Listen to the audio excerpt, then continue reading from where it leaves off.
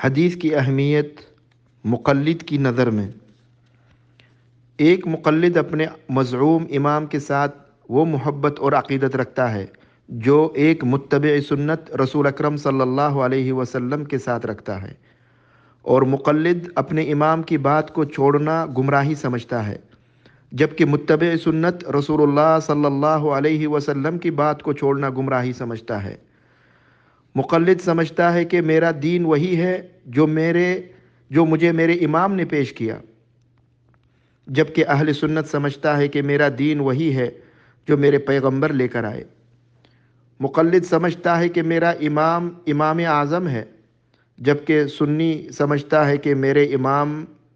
اعظم وہ ہیں جو امام الانبیاء صلی اللہ علیہ وسلم ہیں۔ اہل حدیث سمجھتا ہے کہ حدیث کے بغیر دین نہیں سمجھا جا سکتا، جبکہ مقلد سمجھتا ہے کہ فقہ کے بغیر دین نہیں سمجھا جا سکتا۔ اہل سنت سمجھتا ہے کہ حدیث کے مقابلے میں کسی بزرگ کا قول، فتویٰ یا رائے آ جائے تو وہ مردود ہے، جبکہ حنفی سمجھتا ہے جو حدیث ہمارے اماموں کے مذہب کے مخالف آ جائے یا قیاس یا امام کے قول کے خلاف آ جائے وہ منسوخ ہوگی یا ضعیف ہوگی۔ اہل حدیث کی نزدیک تقلید شخصی حرام ہے، جبکہ احناف کی نزدیک عامی پر تقلید شخصی واجب ہے، اور اپنے امام کے علاوہ کسی سے مسئلہ دریافت کرنا اس کے لیے درست نہیں۔ اہل تشیع اپنے اماموں کو معصوم عن الخطا سمجھتے ہیں۔ ان کے نزدیک امام کا رتبہ رسول اور پیغمبر سے بالاتر ہے، رسول اور پیغمبر سے بھی بالاتر ہوتا ہے، اور امام نہ جان بوجھ کر غلطی کر سکتا ہے اور نہ بھول کر۔ احناف کا دیدہ دانستہ حدیث صحیح کے مقابلے میں امام کے قول کو ترجیح دینا اور حدیث کو چھوڑ دینا بلکہ منسوخ یا ضعیف قرار دینا معنوی طور پر اہل تشیع کے مذکورہ عقیدے کے بالکل موافق ہے۔ آئیے دیکھتے ہیں کہ ایک مقلد کی نظر میں حدیث کی کیا اہمیت ہے۔ حدیث رسول اللہ صلی اللہ علیہ وسلم کے خلاف سب سے بڑا فتنہ تقلید ہے۔ ایک مقلد جس کے دل میں امام کی محبت اس انداز سے ڈال دی جاتی ہے کہ وہ اپنے امام ہی کو صاحب شریعت تصور کرنے لگتا ہے اور عملاً اسے رسالت کے منصب پر فائز کر دیتا ہے، اب اس مقلد کے سامنے قرآن و حدیث کی واضح نص بھی آ جائے تو یہ اپنے منتخب امام ہی کی طرف دیکھتا ہے اور اس کے فیصلے کا منتظر رہتا ہے،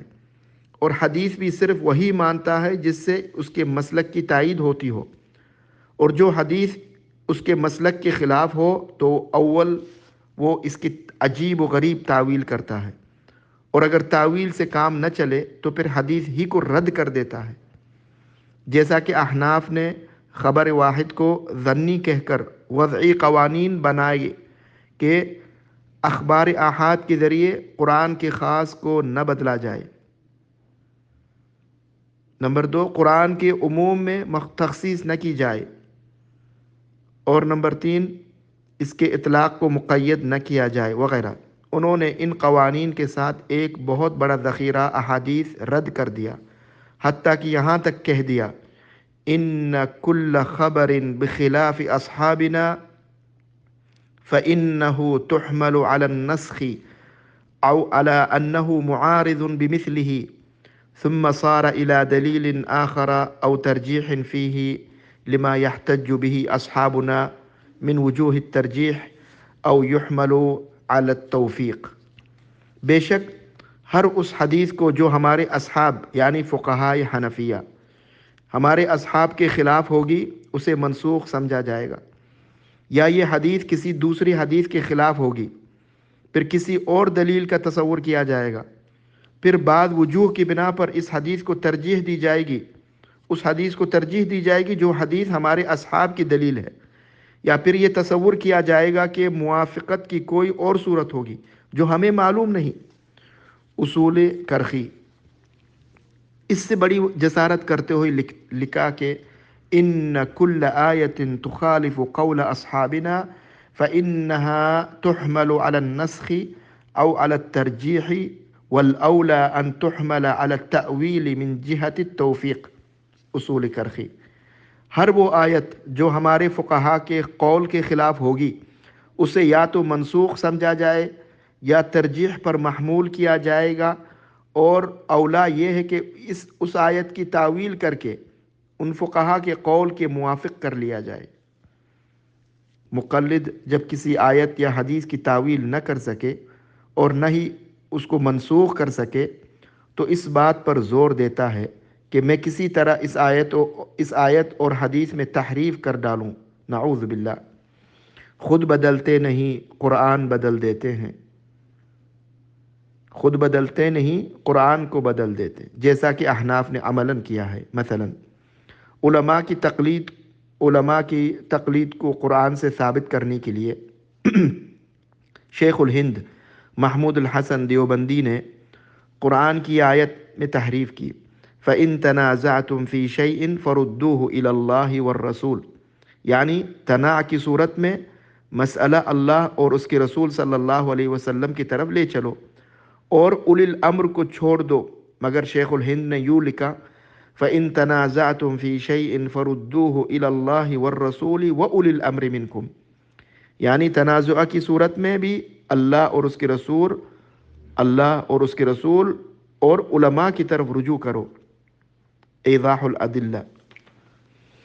اسی طرح احادیث رسول صلی اللہ علیہ وسلم میں بھی کئی مقامات پر انہوں نے تحریف سے کام لیا، جیسا کہ سنن ابو داود کی حدیث میں ہے، ان عمر بن الخطاب رضی اللہ عنہ جمع الناس على ابی بن کعب فکان یصلی لهم 20 لیلہ۔ اس حدیث میں تحریف کرنے کے لیے بعض نسخوں میں احناف لیلہ پر خط لگا کر حاشیہ میں رکعتن لکھتے رہے، بعد میں چھپنے والے نسخوں میں رکعتن کو بین سطور لکھ کر حاشیہ میں لیلتن لکھ دیا، اور اس کے بعد والے نسخوں میں حاشیہ سے لیلتن مٹا دیا اور صرف متن میں رکعتن باقی چھوڑا، اور اس تحریف کے ساتھ 20 رکعت تراویح قیام اللیل ثابت کرنے کی مذموم کوشش کی۔ ان نسخوں کا نقشہ دیکھنے کے لیے ابو جابر عبداللہ دامنوی کی کتاب قرآن و سنت میں تحریف کی طرف رجوع کریں۔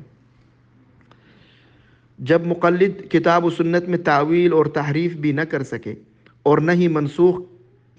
کر سکے، مسئلہ قرآن و سنت میں اسی طرح ہے، مگر ہم کیونکہ مقلد ہیں، ہم پر اپنے امام کی تقلید واجب ہے، لہذا ہم امام کی بات کو ہی مانیں گے، جیسا کہ مقلدین نے عملاً کیا ہے۔ مثلا بیع خیار کے متعلق امام شافعی رحمۃ اللہ علیہ کا مسلک حدیث کے مطابق ہے اور احناف کا مسلک حدیث کے خلاف ہے، تو شیخ الہند محمود الحسن دیوبندی فرماتے ہیں، یترجح مذہبہ وقال الحق والانصاف ان الترجیح للشافعی فی هذه المسألة ونحن مقلدون يجب علينا تقلید امامنا ابی حنیفة واللہ اعلم۔ اس امام شافعی رحمۃ اللہ علیہ کا مذہب بالکل صحیح ہے، اور حق اور انصاف یہ ہے کہ اس مسئلے میں شافعی رحمۃ اللہ علیہ کو ترجیح حاصل ہے، مگر ہم مقلد ہیں، ہم پر اپنے امام ابو حنیفہ رحمۃ اللہ علیہ کی تقلید واجب ہے، واللہ اعلم۔ التقریر للترمذی صفحہ نمبر 31۔ مقلد حدیث سے انحراف اور اس کا جواب ہی تلاش کرنے میں لگا رہتا ہے، وہ سمجھ نہیں پاتا کہ میرے امام کا قول حدیث کے خلاف ہے، بلکہ بسیار غور و فکر کے باوجود کہتا ہے کہ یہ حدیث میرے امام کے قول کے خلاف ہے، لہذا وہ حدیث پاک کے رد اور جواب کی تلاش ہی میں رہتا ہے۔ مثلا مصنف ابن ابی شیبہ میں حدیث ہے کہ آپ صلی اللہ علیہ وسلم ایک وتر پڑھا کرتے تھے۔ اسی طرح ایک روایت المستدرک الحاکم سے نقل کر کے انور شاہ کشمیری دیوبندی فرماتے ہیں، وَلَقَدْ تَفَكَّرْتُ فِيهِ قَرِيبًا مِنْ 14 سَنَةً ثُمَّ اسْتَخْرَجْتُ جَوَابَهُ شَافِيًا وَذَلِكَ الْحَدِيثُ قَوِيُّ السَّنَدِ۔ میں نے اس حدیث کے جواب کے بارے میں تقریباً 14 سال تفکر کیا ہے، پھر میں نے اس کا شافی جواب نکال لیا، اور یہ حدیث سند کے لحاظ سے قوی ہے۔ العرف الشذی جلد نمبر 1 صفحہ نمبر 107۔ فیض الباری جلد نمبر 2 صفحہ نمبر 375، معارف السنن للبنوری۔ والسلام علیکم۔